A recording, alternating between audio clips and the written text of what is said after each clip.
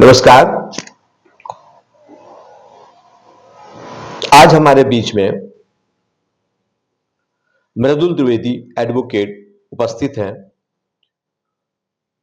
अगर हम बात करें तो बहुत से ऐसे मामले इस समय हैं जिन पर सामान्य व्यक्ति को कोर्ट और कचहरी के चक्कर लगाने पड़ते हैं।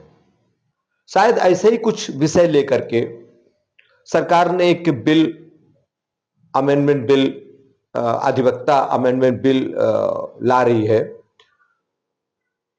हमारे अधिवक्ता इसका पुरजोर विरोध कर रहे हैं। आज मुख्य चर्चा का विषय यही होगा और जानना चाहेंगे कि आखिरकार हमारे अधिवक्ता अमेंडमेंट बिल का विरोध क्यों कर रहे हैं। मृदुल जी, आपका पारदर्शी विकास समाचार पत्र में स्वागत है। ये अमेंडमेंट बिल वास्तव में क्या है और आप लोगों को इससे क्या समस्या है? सर देखिए, हमारे एडवोकेट अमेंडमेंट बिल 2025 ये जो आया है, ये हमारे अधिकारों का, जो हमारी स्वतंत्रता है, उसको छीनने का प्रयास कर रहा है। अच्छा। हमारा एडवोकेट एक्ट 1965 से हम लोग गवर्न होते हैं। अच्छा। इसके जो कुछ अच्छी चीज भी हैं इस अमेंडमेंट बिल में, लेकिन खराब ज्यादा है। अच्छा। जो हमारी काम करने की स्वतंत्रता को बाधित कर रहे हैं। अच्छा अच्छा अच्छा। मैं आपको, ऐसा तो अमेंडमेंट बिल 98 पेजेस का बहुत बड़ा है। हम आपको इसके जो इम्पोर्टेंट सेक्शंस हैं, जो डिस्प्यूटेड हैं, उसके बारे में मैं आपको यहाँ पे आपके माध्यम से पूरी जनता को उसकी जानकारी देते हैं। जो समाज में भ्रांतियां फैली हुई हैं, उससे उनका समाधान होगा। ये जो हमेशा क्या करती है सरकार, हमेशा से एक्ट लाती है, डायरेक्ट पहले लोकसभा में पेश करा, राज्यसभा में पेश करा, उसके बाद लाइव राष्ट्रपति के साइन के द्वारा आप पेश करा देते हैं। लेकिन लागू हो जाता है। जी, लागू हो जाता है। लेकिन पूर्व की चीजों को देखते हुए कई सारे एक्ट्स लाई सरकार, जिनकी वजह से उनको वापस लेना पड़ा। इस बार वो हम अधिवक्ता हैं, हम ही उन एक्ट्स, उन्हीं कानूनों को पालन कराने का कार्य हमारा है, उनको समझाने का कार्य हमारा है। तो इसी प्रकार पे एडवोकेट अमेंडमेंट बिल 2025 उसका एक प्रपोज्ड अमेंडमेंट बिल गवर्नमेंट लाई थी, जिसपे सरकार ने 28 फरवरी तक अपनी राय मांगी थी, जो निकल गई। तो हमारे विरोध के बाद उन्हें वापस लेना पड़ा, क्योंकि भाई जो चीज गलत है वो गलत है। उसी में कुछ इंपॉर्टेंट सेक्शंस हैं, जैसे section number 2, 4, 9B, 24A, 24B, 26A, 30, 35A, 45B and 49A। ये कुछ जो विवादित सेक्शन जी। जाहिर सी बात है, कोई भी हम एक्ट्स उठाते हैं तो सेक्शन नंबर 2 होता है आपका, किसी भी कानून की किताब में उठा लें तो उसमें हमेशा डेफिनेशन क्लॉज होता है। अच्छा, नहीं, बेसिक वो ठीक है। इससे ये बताइए कि इससे आपको समस्याएं कहां पर आ रही है? सर, इस बिल से मुख्य समस्याएं आपको कहां से आ रही है? सर, मैंने वही आपको बताया, जो इम्पोर्टेंट जो सेक्शंस हैं, ये समस्या वाले ही सेक्शंस हैं। इससे क्या समस्या? मैं आपको डिस्क्राइब, मतलब एक विस्तार पूर्वक मैं हर एक सेक्शंस को बारी बारी से, उसमें होने वाली, उसमें क्या उन्होंने कहा है, क्या विवादित है, मैं सब चीजें आपको बताता हूँ। जैसे सेक्शन नंबर 2 है, सेक्शन नंबर 2 का हमें उससे कोई प्रॉब्लम, जैसे 2H है, उसमें लॉ ग्रेजुएट है। उन्होंने पहले कहा था लॉ ग्रेजुएट की परिभाषा दी, चलिए कोई बात नहीं, आपने लॉ ग्रेजुएट के कहा, अपनी अपनी समय के अनुसार चीजें बदल रही हैं। पहले त्रिवर्षीय LLB होता था, पंचवर्षीय हो गया है, अन्य प्रकार के भी हो गए, हमें उससे कोई समस्या नहीं। जैसे इसी में आ गया लीगल 2I का है, इसमें लीगल प्रैक्टिशनर को डिफाइन करा गया है। इसमें पहले सिर्फ लीगल प्रैक्टिशनर कौन होते थे? जो bar council, UP bar council या all India bar council of India के अंतर्गत रजिस्टर्ड वकील होते थे, वो लीगल प्रैक्टिशनर होते हैं। ऐसे तो आप देखेंगे हर घर में एडवोकेट, आपने LLB की पढ़ाई कर ली, आप वकील बन गए, लेकिन वकील आप नहीं होते हैं, he is not a practitioner. जो हम काम करते हैं, वकील कई साल काम करता है सीनियर्स के साथ, पहले 5 साल की पढ़ाई करेगा, उसके बाद अपने सीनियर के अंडर में काम करता है, उसके बाद वो कहीं वकील बनता है। इसमें आपने हर किसी को वकील बना दिया है, ऐसे समाज में भ्रांतियां होंगी। अच्छा, ठीक है, मतलब वो लॉ प्रैक्टिशनर है, उसने एलएलबी करा, वो कहीं भी बाहर की फर्म में काम कर रहा है, अच्छा, तो उसमें भी उसको भी आपने लॉ प्रैक्टिशनर के अंदर डाल दिया है। ठीक है, तो इससे समाज की भ्रांतियां होंगी। सबसे बड़ा जो इसमें भ्रामक सेक्शन है 2A लेकिन मिसकंडक्ट। आपके इस प्रश्न में एक प्रश्न है कि अगर ऐसा सरकार ने किया है जी तो ठीक है, आपने अपना हित देखा कि आपने इतना परिश्रम करने के बाद आप वकील बने हैं, लेकिन नीचे वालों के लिए भी तो संभावनाएं बेटर है। संभावनाएं सर बड़ी हैं, लेकिन हर किसी चीज का एक दायरा है। उनका काम अलग है, हमारा काम अलग है। ऑफिस में बैठ के, एक एसी चैम्बर में बैठ के काम करने वाला कोई बाहर का व्यक्ति आएगा, हमारा काम रुकेगा। बाहर के आपको फॉरेनर एडवोकेट्स को आप इंडिया में लीगल आप कर रहे हैं। भारत में अभी भी कम पढ़ी लिखी आबादी है, जिसको हम पहले जनता को समझाएं तो। अच्छा, आपका कहने का मतलब यह है कि इस बिल में कुछ ऐसी चीजें हैं जैसे कि फॉरेन प्रैक्टिशनर भी आपके इंडिया में प्रैक्टिस कर सकते हैं, जी, जिसका आप लोग नहीं चाहते, क्योंकि यहाँ पर अधिकतम जनता हिंदी भाषी है, हिंदी भाषी है, और हिंदी भाषी होने का मुख्य जो बेनिफिट कह लें या प्रॉब्लम्स कह लें, तो यह है कि यदि उसकी भाषा से ही सामंजस्यता नहीं बैठेगी, तो वो अपनी बात कैसे स्पष्ट कर पाएगा, या उसके मैटर को सामने जो एडवोकेट है वो उसको कैसे रिजॉल्व कर पाएगा। ये तात्पर्य आपका कहने का। जी, अच्छा ठीक है, चलिए ये तो बात आपकी ठीक है, लेकिन पर एक बात और कि जैसा इस अमेंडमेंट बिल की बात पे लोगों की राय, लोगों की बहुत सारे लोगों का कहना है कि भाई हमने कोई एक केस अपने एडवोकेट को दिया और एडवोकेट ने अपनी जिम्मेदारियों का पूरा निर्वहन नहीं किया, और निर्वहन न करने के फलस्वरूप वो केस हार गए। यदि ऐसी स्थिति में शायद इस बिल में कुछ ऐसा है कि ऐसी स्थिति में वो सामने वाला भी अपने क्लेम का दावा वकील से भी कर सकता है, कुछ ऐसा है? जी सर, जी सर, जी। देखिए सर, जब कोई भी जब हम अधिवक्ता जब केस लड़ता है, दो पक्ष होते हैं, कोई एक जीतेगा, कोई एक हारेगा, ऐसा तो नहीं है दोनों जीतेंगे। बिल्कुल ठीक है। कोई भी अधिवक्ता, कोई ऐसा अधिवक्ता नहीं होता है जो केस हारने के लिए लड़े, वो अपना भरसक प्रयास करता है। हाँ, एडवोकेट्स की क्वालिटीज अलग हो सकती हैं, उसी प्रकार की उसकी फीस अलग होती है। कोई आप क्लाइंट क्या करता है, कभी कभी हमारा उतना मेहनताना नहीं देता है। अच्छा, जब आप मेहनताना नहीं देंगे, आपके पास उतने डॉक्यूमेंट्स नहीं होंगे, हम अपनी दलील कैसे पेश करेंगे? उस चीज को भी आने में हम प्रैक्टिस करने के बाद ही वो चीज जानेंगे। आप पूरे सबूत ला नहीं रहे हैं। इसी प्रकार का मिसकंडक्ट आप हमारे ऊपर, हम तो इस प्रकार से तो स्वतंत्र होकर केस कभी लड़ ही नहीं पाएंगे। जाहिर सी बात है, हमें डर हो रहेगा कि एक केस हारेगा, एक केस जीतेगा, हारने वाला, फिर ऐसे कौन हम स्वतंत्रता से काम अपना कर पाएंगे? आप मिसकंडक्ट, एक तो केस का केस हारेगा। नहीं, उसमें केस का तो जैसे बहुत सारे जो व्यूज आए हैं, उसके अनुसार उनका कहना यह है कि कोई ये बिल में कोई ऐसा तो है नहीं कि केस हार गए तो आपके ऊपर केस हो जाएगा।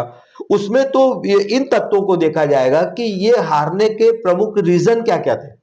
इसमें अगर एडवोकेट की गलती पाई जाती तो ही तो केस होगा, ऐसे तो नहीं होगा। नहीं सर, मिसकंडक्ट में देखिए वो कह रहे हैं, सुप्रीम कोर्ट का जजमेंट एक हम आपको बता देते हैं।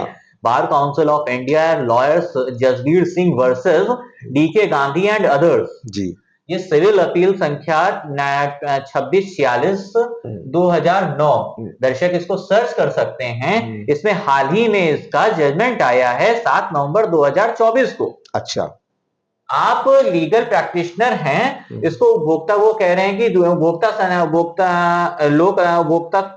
कंज्यूमर एक्ट के थ्रू हमारे ऊपर केस कर सकते हैं, वसूली कर सकते हैं। मिसकंडक्ट के अंदर आप कंप्लेन कर सकते हैं। कंप्लेन कई प्रकार की हो सकती हैं।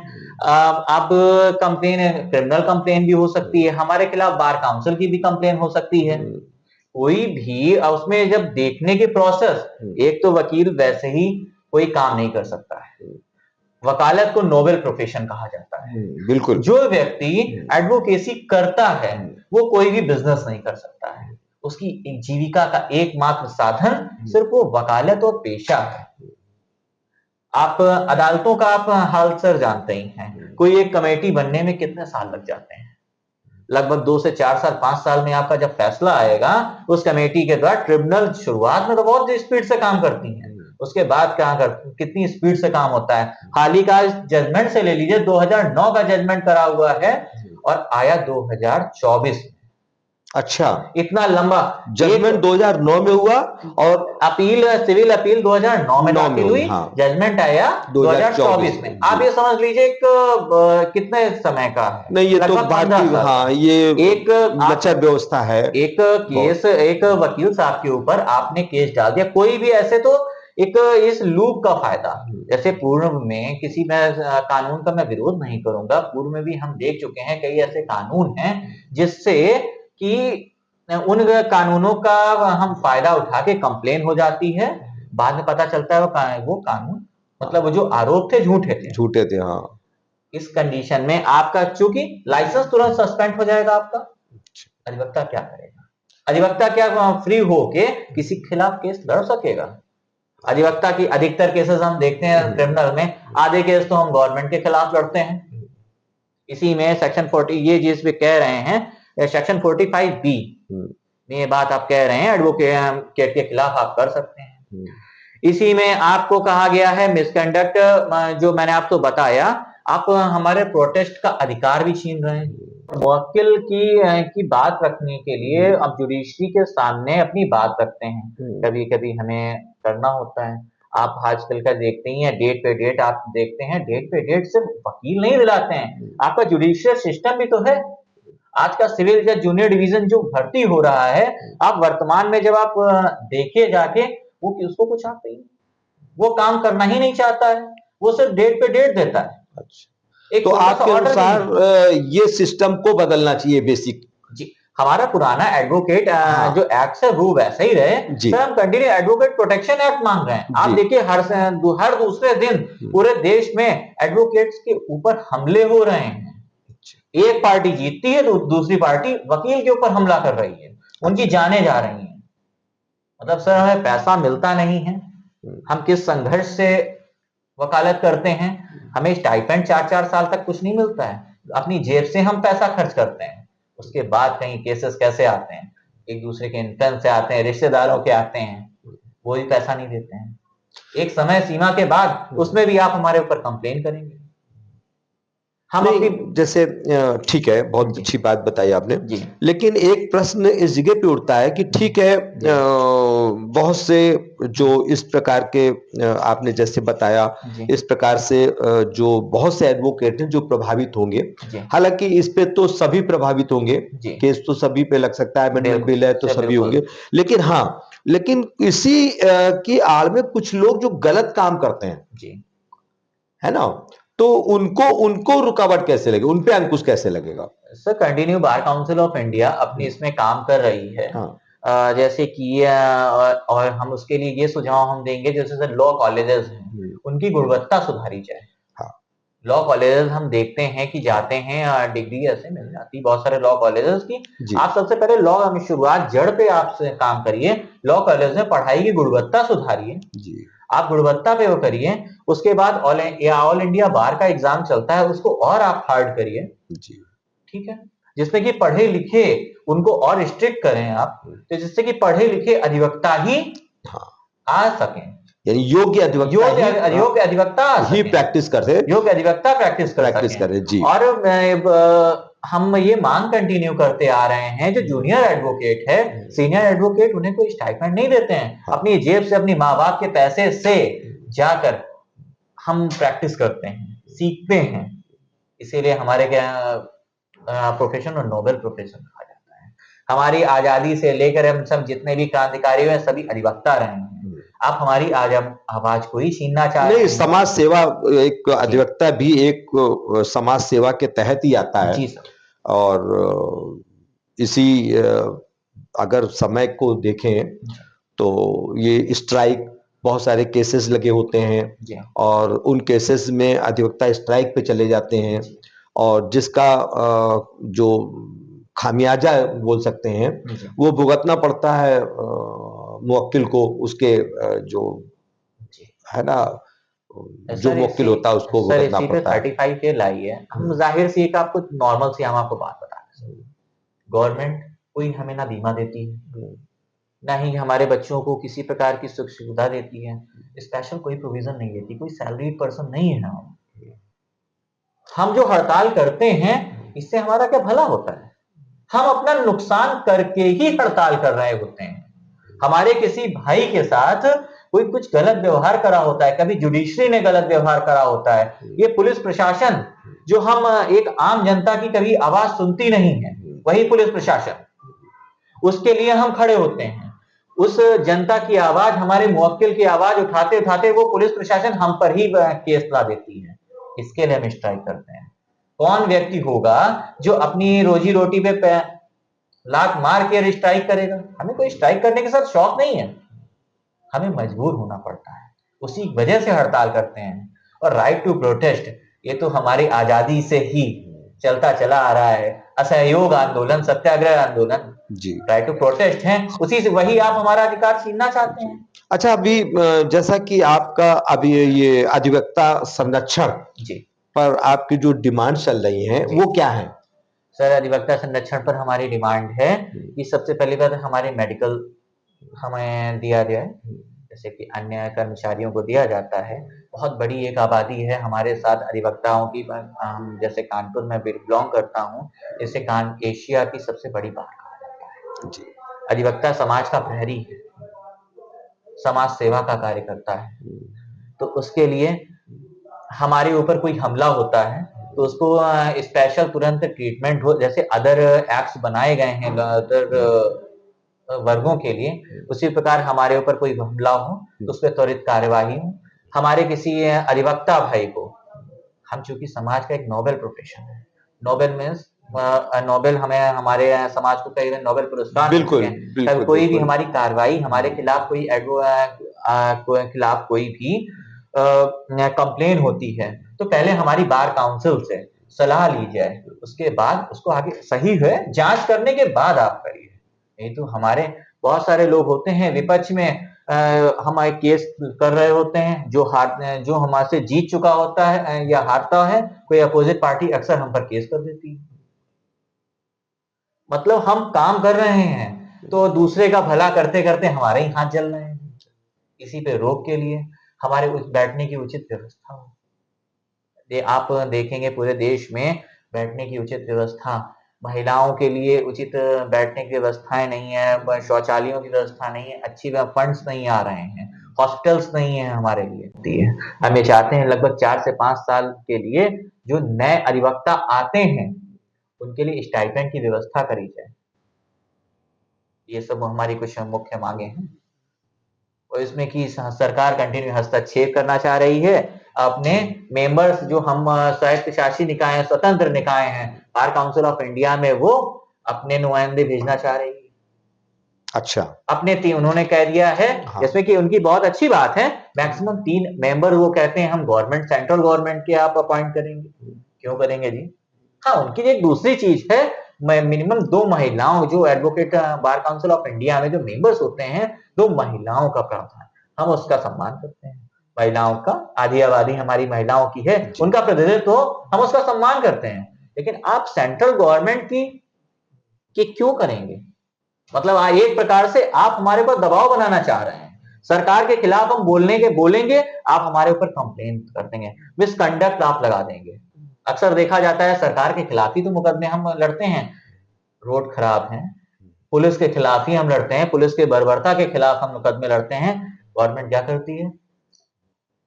हमारे ऊपर मिसकंडक्ट ला देगी, तुरंत हमारी बात भी नहीं सुनी जाएगी। हम स्वतंत्रता से जो विरोध कर सकते हैं अपने पब्लिक की जो आवाज हम उठा रहे हैं, हमारे खिलाफ तुरंत मिसकंडक्ट करके हमारा कैंसिल जो रजिस्ट्रेशन है आप उसे कैंसिल करने के लिए कर देते हैं। सरकार आके यही तो करना चाहती है। अभी तक आपको करते हैं तो हमारी जांच बार काउंसिल ऑफ इंडिया हमारे करते हैं जो, और सजा मिलती भी है। बार काउंसिल ऑफ इंडिया अगर हम गलत करते हैं कमेटी बैठती है, लेकिन यहाँ पे आप तुरंत सबसे पहले ऐसे कहा किसी जुडिशरी ने के खिलाफ हमने कोई बात करी, अपने तर्क दिए, उसको सुनने का मन नहीं है, उसने हमारे खिलाफ मिसकंडक्ट करा और हमारा लाइसेंस कैंसिल होने की सिफारिश कर दी।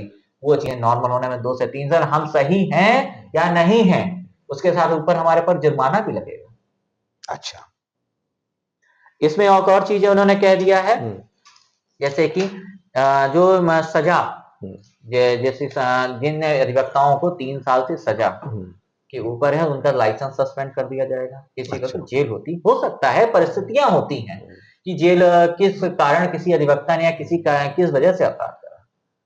अगर ये आपको रोक लानी थी तो आपने अपने विधायकों और सांसदों में तो उसमें भरमार अपराधियों की भरी पड़ी है, आपने उनको कुछ समय के लिए उनको चुनाव में लड़ने के लिए रोक है, उसके बाद फिर से वो काम करेंगे। वो भी तो सजा पाने के बाद बस विधायकी लड़ नहीं सकते हैं, चुनाव प्रचार करते हैं।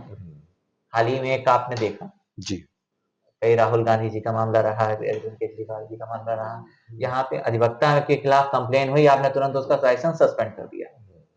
आप अपनी विधायिका में कार्य को आप देखिए, आपके जो सांसद विधायक हैं वो कितने गलत काम कर रहे हैं, आप उन पर नहीं। हम जनता के जो आवाज उठाने वाला अधिवक्ता समाज है, जो लोगों के भले का काम कर रहा है, एक गरीब निचले दबे वर्ग का एक प्रतिनिधित्व हम करते हैं, जिसकी आवाज कोई नहीं सुनता, उसकी आवाज अधिवक्ता अपनी बुलंद आवाज से इस सरकार को सुनाता है और पुलिस प्रशासन को सुनाता है। बहुत बढ़िया जी, बहुत अच्छी बात बताई, जानकारी मिली। मृदुल जी ने अपना दर्द भी बताया।